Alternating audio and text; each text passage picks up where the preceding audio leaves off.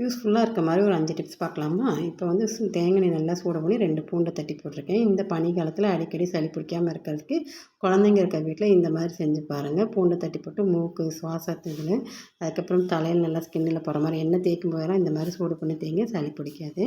பணியாரம் சுடும்போது எப்போயுமே எண்ணெய் காஞ்சதுக்கப்புறம் அடுப்பை சிம்மில் வச்சுட்டு மாவு ஊற்றி 2 பக்கமும் திருப்பி விட்டு எடுத்திங்கன்னா உள்ளே எல்லாம் நல்லா வெந்திருக்கும். இல்லைன்னா உள்ளே மாவாகவே இருக்கும், நல்ல கிறிஸ்பியாகவும் இருக்கும். இது ஒரு சின்ன டிப் ஃபாலோ பண்ணிக்கோங்க.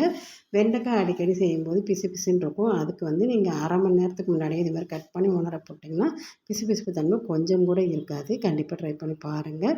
வாழை இலையில் வாரத்தில் ஒரு நாளாவது பசங்களுக்கு கொடுங்க. அதில் இருக்க குளோரோஃபில்ங்கிறது வந்து செரிமான சக்தியை தூண்டும், நோய் எதிர்ப்பு சக்தியும் கொடுக்கும். அதுக்கப்புறம் வேணவே வேணாம், சாப்பாடே வேணான்னு சொல்கிற பசங்களுக்கெல்லாம் அதாவது நம்ம ஒரு க்ரியேட்டிவிட்டியாக ஏதாவது செஞ்சு கொடுக்கும்போது சாப்பிடுவாங்க. நான் இந்த மாதிரி தான் தோசையெல்லாம் க்ரியேட்டிவாக செஞ்சு கொடுப்பேன். இந்த வீடியோ பிடிச்சிருந்தா மறக்காமல் சப்ஸ்கிரைப் பண்ணிக்கோங்க. பாய்.